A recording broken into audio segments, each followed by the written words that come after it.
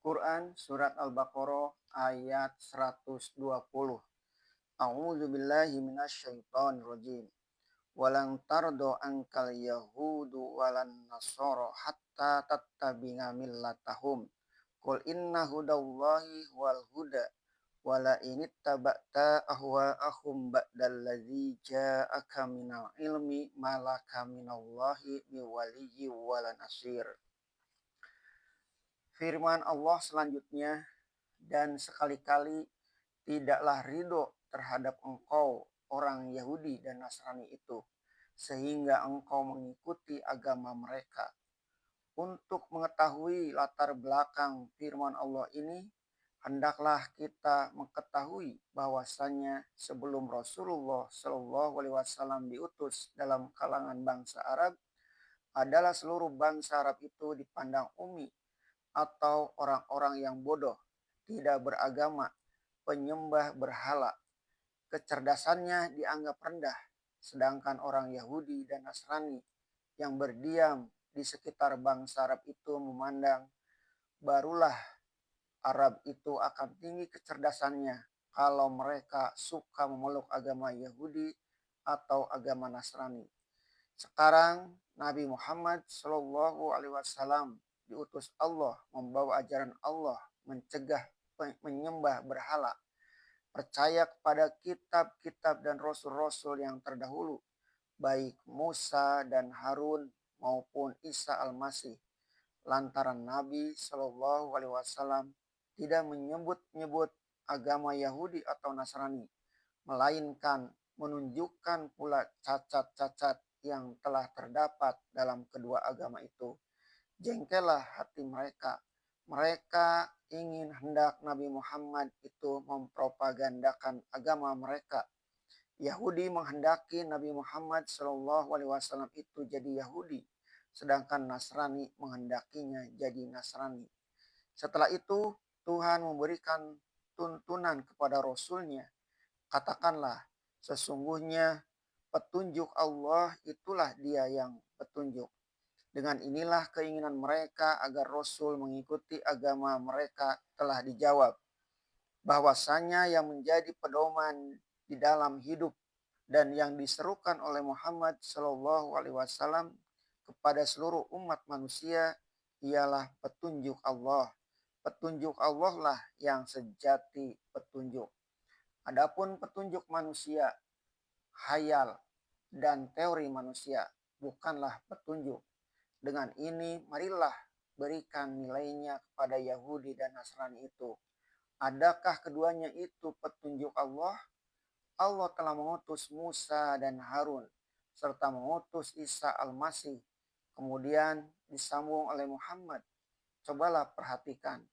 Apakah segala sesuatu yang menjadi anutan Yahudi dan Nasrani sekarang ini masih berdasar kepada petunjuk Allah yang sejati atau telah dicampuri oleh tangan manusia?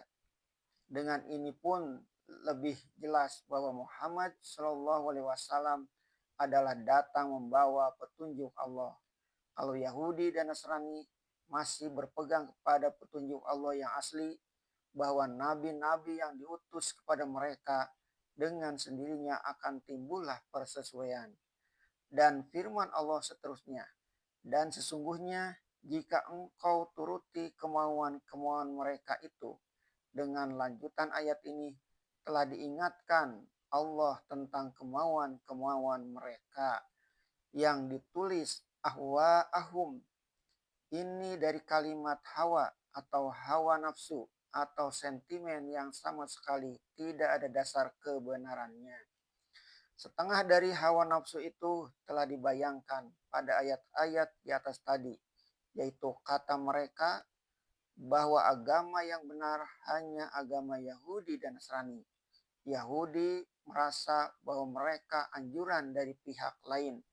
Walaupun benar, kalau tidak timbul dari orang yang berdarah Israel adalah tidak sah, sebab mereka adalah kaum yang telah dipilih dan diistimewakan Tuhan.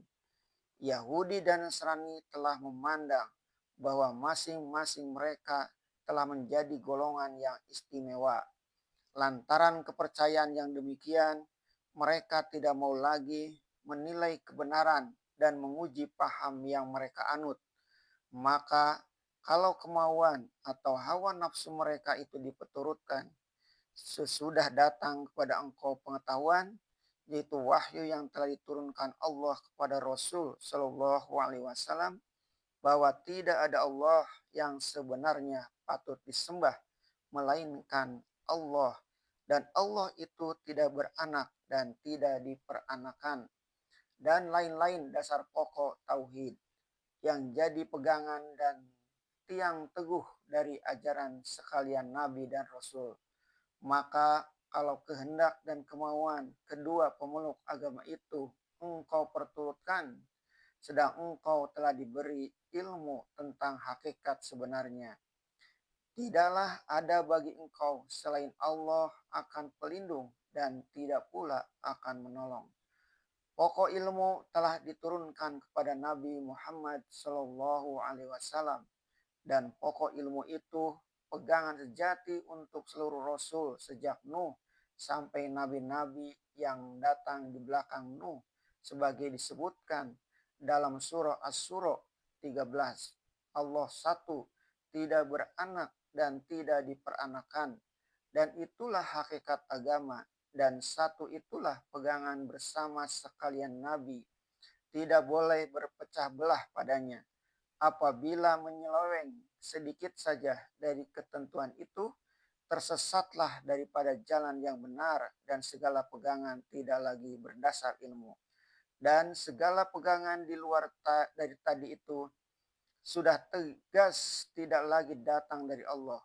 Kalau sudah tegas tidak datang dari Allah, tidaklah ada lagi jaminan dari Allah bahwa Dia akan melindunginya, dan tidak pula lagi akan mendapat pertolongan darinya. Yahudi mengajarkan bahwa bangsa yang paling pilihan dalam dunia ini tidak lain hanyalah Bani Israel. Bangsa lain adalah rendah belaka. Ini tidak sesuai dengan hakikat ilmu. Hakikat ilmu ialah bahwa manusia adalah keturunan Adam, sedangkan Adam dari tanah. Perbedaan warna kulit atau darah keturunan bukan melebihkan yang satu dari yang lain. Yang mulia di sisi Allah ialah barang siapa yang lebih takwa kepadanya. Nasrani mengajarkan bahwa manusia ini berdosa waris karena dosa Adam. Beribu-ribu tahun Allah bingung di antara sifat kasihnya dengan sifat adilnya. Akhirnya Dia mengambil keputusan, yaitu menjelma sendiri ke dalam alam ini, yaitu masuk ke rahimnya seorang anak darah yang suci, lalu menjelma menjadi Isa Al-Masih yang disebutnya sebagai anak. Artinya Dia sendiri menjelma menjadi anak. Lalu Dia mati di atas kayu palang untuk menebus dosa manusia itu. Dan yang mati itu ialah Bapa itu sendiri. Ajaran itu tidaklah berdasar ilmu. Ini adalah ahwa'ahum, angan-angan yang tidak ada dasarnya. Kalau diturutkan, niscayalah kita akan sanksi. Di dalam ayat ini ditujukan peringatan kepada Nabi Muhammad SAW supaya kemauan mereka itu jangan dituruti. Sebab kalau dituruti, terlepaslah beliau dari ilmu yang diberikan langsung oleh Allah.